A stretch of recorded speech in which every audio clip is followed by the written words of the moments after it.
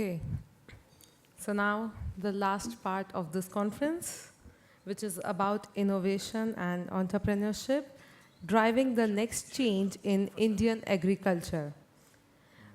This session will provide a platform to learn some of the successful business models and hear the entrepreneurs driving the next change in Indian agriculture.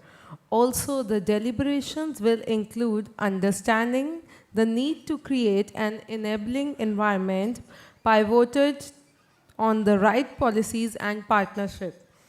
Now, for further proceedings, I would like to introduce you to Mr. Viren Popli, Chief Operating Officer, Swaraj Tractors, Mahindra and Mahindra. Please give him a big round of applause.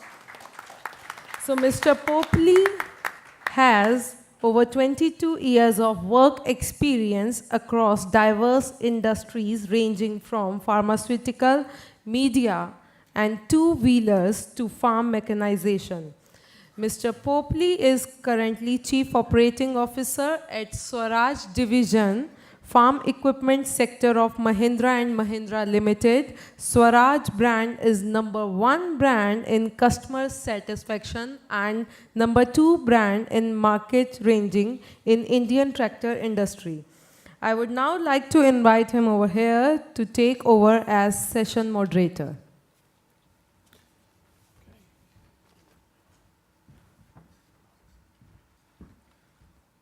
Very good evening to all of you, and thank you very much for hanging on till the last session. It talks a lot about your abilities to sit through long conversations. When you talk about startups and when you talk about innovation, generally one tends to think of Silicon Valley and dot-coms and IT companies and some of the stuff that's happening globally in those spaces. But over the years, there's been a very quiet revolution of sorts happening where a lot of innovative work is actually happening in the space of agriculture. And so far, when you talk about innovations and startups, one doesn't really think of agriculture and agriculture-backed services, especially in India. And it is, I think, the first time that a conversation of this nature and this scale is happening on startups in agriculture and digital innovation in India. I've been given a very tight timeline to adhere to, so I'm going to keep my opening remarks to the very minimum. We've decided as a panel to rejig the order a little bit. We're going to first have Mr. Jacob Mualem, who's the Director General of Kidum under the Agricultural Research Organization Volcani Center in Israel. He will be followed by Mr. Eyal Cohen, who's the Managing Partner of Copia Agro and Foods Israel. The reason why we made this switch and put them up front is because we thought we should start with research and development, then talk about people who connect research and development to industry, and then we'll talk about our startups, which will go down with Mr. Ranjit Mukhadan, who's the co-founder and CEO and Managing Director of Stellips India, Mr. Siddharth Chaudhary, who's the Chief Revenue Officer of Cropin Technologies India, and Mr. Suraj Dixit, who's the founder and Managing Director of Nubisol India. So we're going to go through this order and we'll try and move quickly and as fast as possible. We'll keep question and answers. We'll try and create space for an interactive session towards the end because I don't want it just to be a series of presentations but also be some conversations. So without wasting much time, may I invite Mr. Jacob Mualem to please come and share with us his views. Thank you.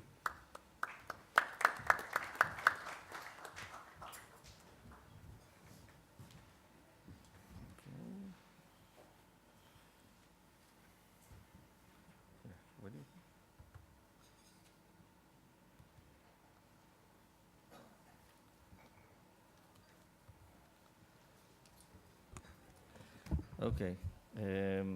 Thank you again, and I'm happy that there's a lot of people still here. I was worried that at this stage people will be breaking down, but there's a lot of stamina in the room, and it's exciting.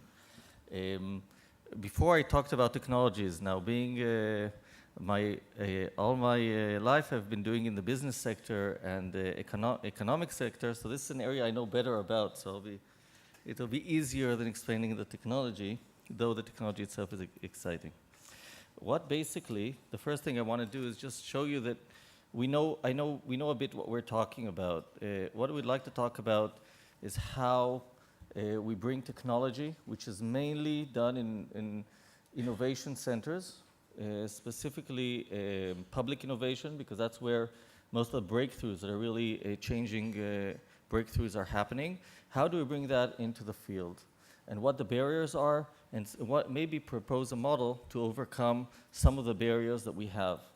It's good to understand the problems and then try to overcome each problem with a different solution. But just to show you that we work in the field, this is the Agricultural Research Organization. Like I said, the biggest research organization for food and agro in Israel. This is the income we have from commercialization, basically interaction with the industry. And in the last 11 years, you can see that the total income, total income of the ARO has risen by 20%. Research fund has risen by a bit more than 20%. Still, the percentage of the commercialization is risen more. The main reason is royalty income. Royalty income is basically a multiplication of technology in the field, and this is what we're doing in the last few years. Another example, this is return on research funds. Again, we're not big like MIT. It's difficult to show one to the other, but this is a measurement that the United States uses. They use the return from royalty on net, compared to net research funds. And as that, we get a very high return compared to all the universities that I show here. We get a very high return on our investment in R&D. Now, just some examples, just show you some startups that came out of the ARO. We have many more, just to give you an example. Now we come to the point. The point is we have challenges in the food and agri-tech that are not there in the high-tech. Now, the high-tech sectors and then the biotech sectors have been leading, and the models that have been built for them have been tried to be applied in agri-tech, not always successfully. And there's investments in all sorts of vehicles. Not all of them are successful. And people ask themselves why. Now, this hinders application of technology in the food and agri, because it's the model of the VC model, the standard VC model is not always working. It's difficult. So I tried to analyze why. Okay, I'll just give you some examples why. One of the things we have, it is a big market. Food and agro is huge, lots of potential, that's good side. There's a lot of need for technology, a lot of ways to increase productivity, so the need is there also. Now, what's the problems? The problems are, first of all, I say not Waze. Waze is a technology that is of how to drive your car, okay? It was very successful in Israel. It got viral as an app and got sold in a few years for $1 billion to Microsoft. Okay, so this is just an example what happens in the high-tech sectors. But usually our technologies, they're good technologies, but they're not Waze. You need to work. People don't take a machine you built and just download it from the internet. So you want to sell it, you've got to get in the field and sell it. And the farmers don't uptake things very easily. So when do they take something? When their neighbor is doing well with it. Then they say, I want that too, right? So yeah, to get it through is difficult. So you don't basically, because of time, I'll give another example. We have fruit. You have a fruit tree, you plant it in the ground, you have to wait a few years until it gives fruit. Then you have to upscale. Until you get an effect in the market, it can take 10 years. This is not a high-tech sector. It's difficult, okay? Again, on the other side, on the biotech, you don't have a huge income stream. You have, in the biotech, let's say if we're working on a drug, we have the opportunity of making billions down the road. There's huge investments, so you see the billions in the way, so it attracts investment, even though it's very, very risky. The food and sector is not in either state. You don't see the billions down the road. There's a good profitability. It's strong technology, but you don't see the billions down the road. And on the other hand, there's no easy return. It's not fast. It doesn't happen that fast. So this makes it challenging to bring money and funding into this sector and overcome obstacles. Now, if we look at corporates, one of the things we've been doing, I've been doing this a lot. I'm working with a lot of corporates around the world. I'm talking about Syngenta, Coca-Cola, PepsiCo, Walmart, Bayer, many of the big corporates, and I know some of the problems they have because we've been working with them on bringing technology to bear. They have R&D sources, and they have very good things. They have market share presence. They know the market trends. They have lots of data. They have wonderful people.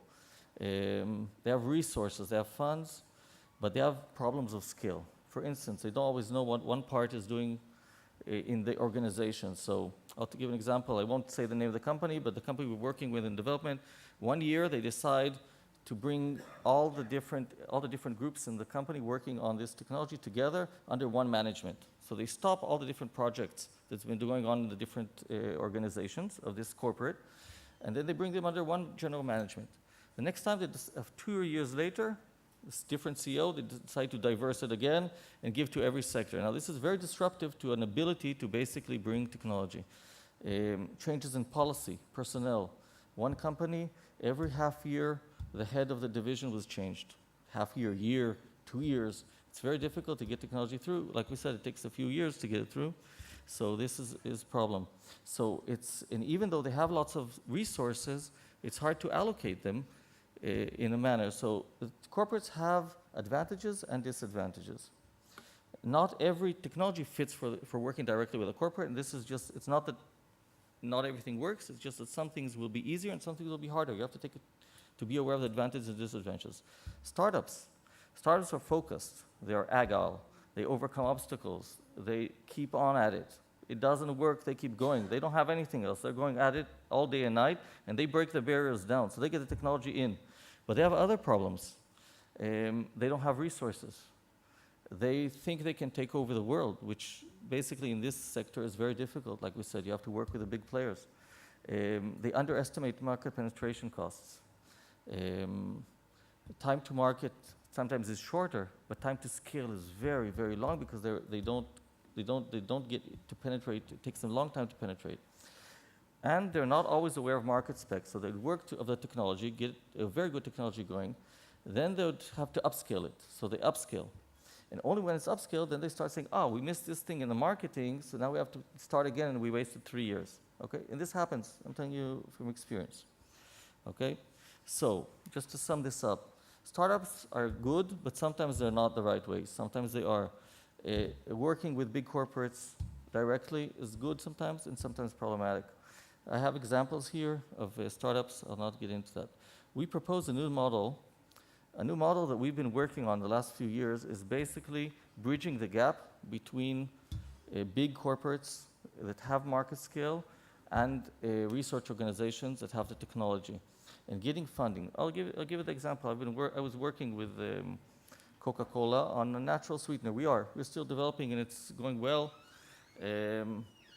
And I found out that basically they don't really want to develop it. They just want access and market advantage with this technology. They're basically a franchise.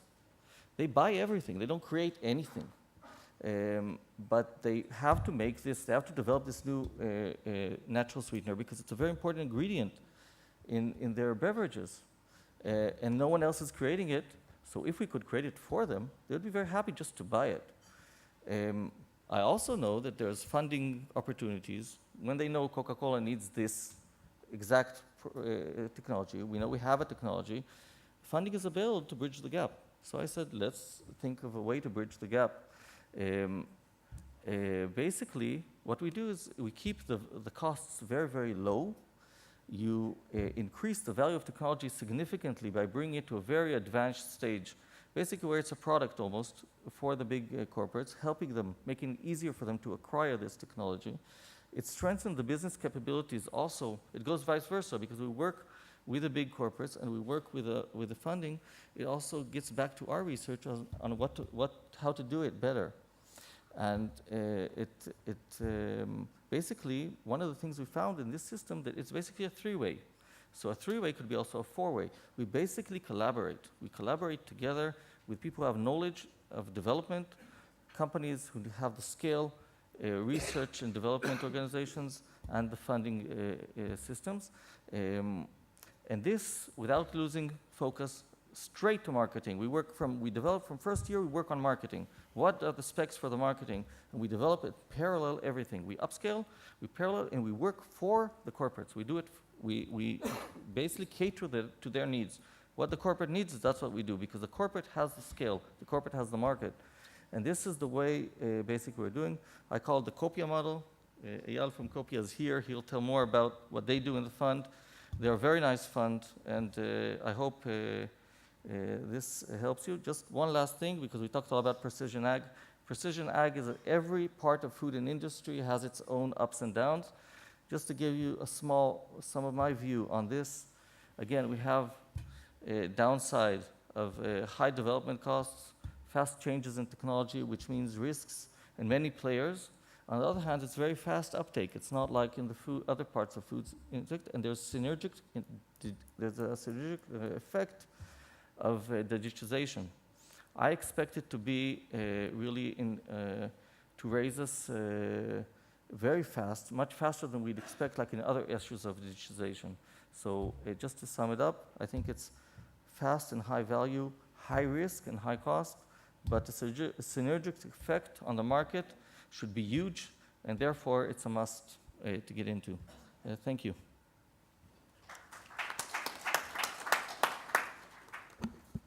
Thank you very much. Eyal, over to you. And the next one. Yep.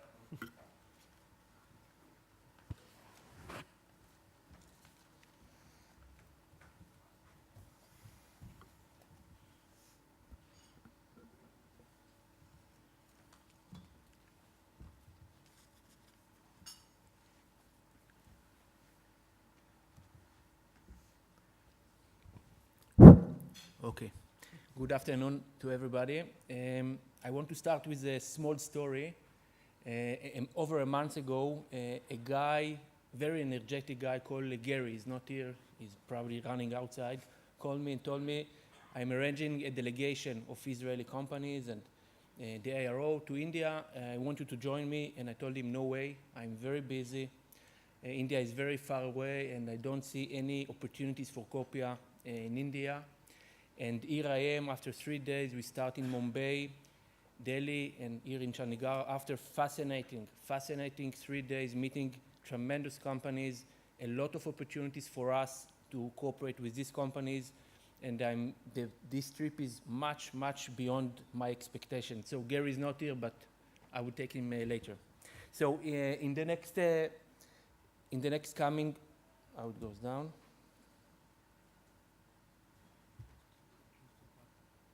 This one? Okay.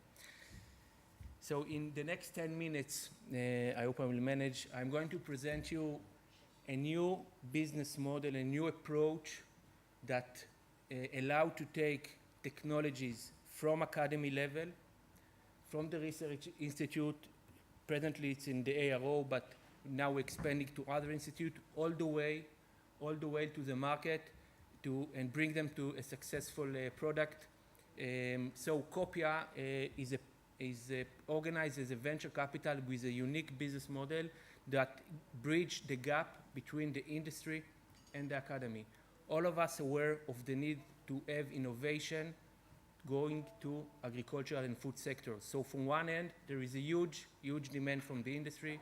From the other end, there is lack of startup companies. Jacob mentioned the challenges before. And from the third end, there is tremendous research that is going on in the academies, but most of it does not go till the end to the industry. And Copia mission is to bridge between the academy and the industry. So how do we do that?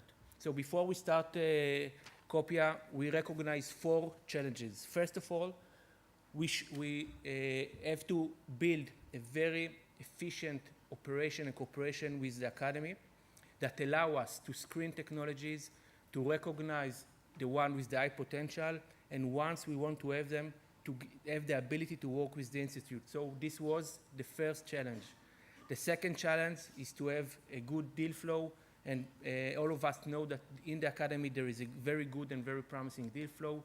The third challenge that Copia has is a basic DNA of our business model, is to have industrial partner to join us for each of our investment from the first day, allowing us together with the academy to bring it all the way to commercialization. So the industrial partner that we will working with is a partner for Copia and the academy for this specific project.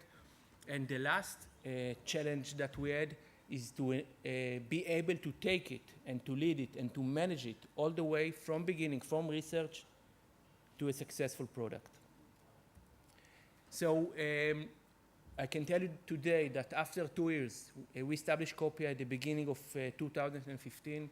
We have a very, very good cooperation and fruitful cooperation with the ARO. I want to thank Jacob that he was the first one. Now there are followers that was willing to work with us. After 2 years, we have 6 investments. I will mention some of them later on. Some of them very relevant to agricultural in India also. Almost each one of our investment have industrial partner. Just to mention a few: DuPont Pioneer, FMC, Christian Hansen from Denmark, Inema from Germany, Luxembourg from Israel, and other. We are in a discussion with others as well. There are other few technologies in the pipeline that are in the due diligence process. We are probably about to have additional 3 or 4 in the coming months. So everything is looking quite well, and now we're expanding activities, expecting to have about 50 to 60 projects in 5 years. Each one of them will be supported by an industrial partner or several industrial partners. I can tell you today that Jacob was the one that started with it and was willing to, and see, he was the visionary with us about this. I can tell you today that also we start to work with the Weizmann Institute in Israel, Tel Aviv University. We have some project that we examined there, Beersheba University, and we start discussion with university outside of Israel. So the mode of operation of Copia is built, as I mentioned, of 4 challenges. First of all is to set an efficient operation with the academy.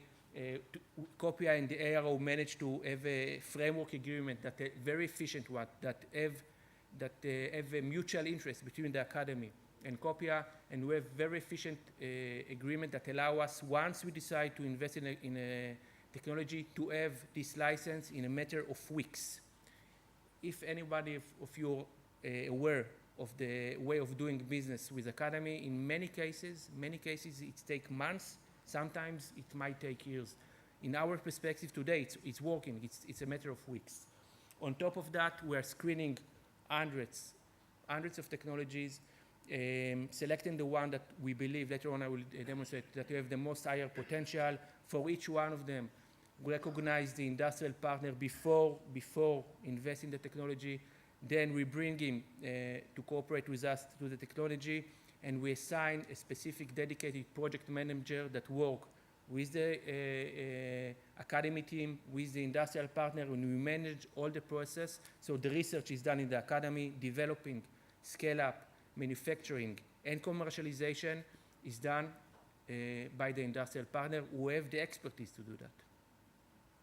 And Copia, again, is managing the whole process. So for each one of our projects, it's like a triangle: academy, industry, and Copia in the middle finance the research in the academy and manage all the process.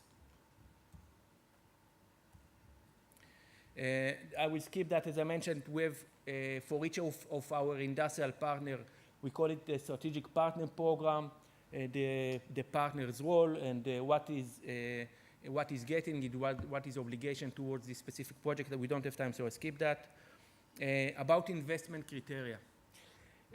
We have a very thorough due diligence for each of one of the technologies that we invested. The basic criteria are about 6 elements. The first one is to address the food shortage, climate change, and the negative impact of agricultural on the environment. So the technologies should be relevant to these 3 types of sectors. The second one is an unmet need that the current solutions are not good enough. The third one is large market. We at the end of the day, we are a business company. We want to get a lot of revenues and be successful from the business aspect. So each one of the technologies should address large market, very strong IP. It's a basic applicability. We do not invest in ideas. We invest in technology that pass the proof of concept. And the last one is competent R&D team. And when I speak about competent, it's not just brilliant researcher. It's also about the ability of the researcher to work according to the industrial demands and standards. This is very important. So as I mentioned, we have a very thorough due diligence process. It might take several months before we go into investment. It divided into parts. The first introduction, if it passes, then we go deeper inside. We check the technology, the competitors, the IP situation. Then we go to investment committee. If we get a yes go, then we continue deeper and deeper, analyze all the aspects relating to the technology, and try to recognize from A to Z what it will be required in order to make this technology a successful business. All the elements. What is the R&D? What is the development? What are the relevant market? How the end product should be? What type of regulation we need for that? And so forth. What is the potential? And so forth and so forth. This is a very, very important parameter for us. So I will finish with a few examples of our technologies that we're already working with. I will start with the first one. I'm not sure if you are familiar with the epidemic called greening in citrus. This epidemic is caused by a bacteria. There are other types of epidemics in apples, in tomatoes, in carrot, but that caused by bacteria. And today there is no solution to that, because today, in order to solve this, you need to give antibiotic to each one of the trees or the plant, and this is impossible. We have found, the researcher from the RO, a new type of bacteria. It's kind of a probiotic bacteria.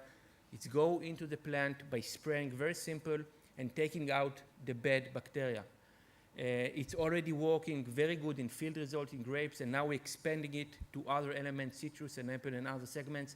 In this one, we are working with FMC and Christian Hansen. Just for your knowledge, last year, 80% of Florida citrus were damaged because of this disease. The second one is nematode. Nematode, the one of you that are familiar, goes to around 14% of the damage of agricultural worldwide. Time? Okay. I will finish with this. 100 billions of dollars of losses every year. Today, there is no effective generic solution against bacteria.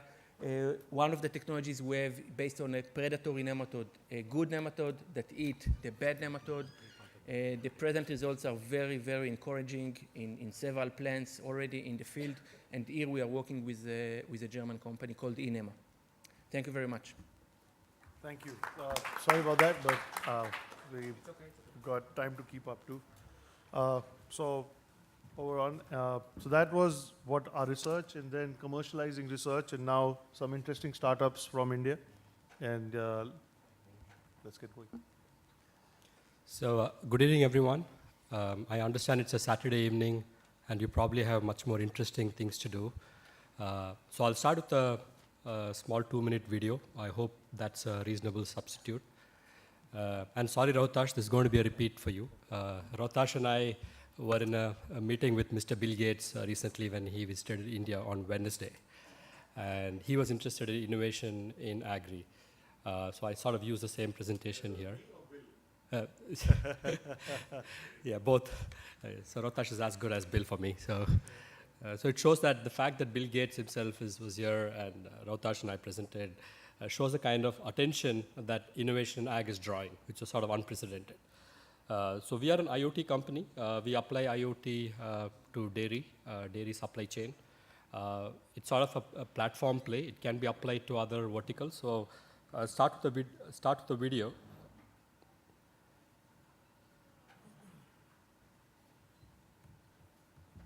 Stella Apps Technologies is an IIT Madras-incubated, Bangalore-based Internet of Things, IoT startup founded by a group of 5 technologists with rich industry experience of 100+ years with leading tech companies. The primary focus on data acquisition and machine learning, we have successfully applied Smart SDP, their full-stack IoT solution, to optimize dairy supply chain, spanning milk production, procurement, and cold chain logistics. Our patent-pending and proprietary solutions are deployed successfully at many private dairies, dairy farms,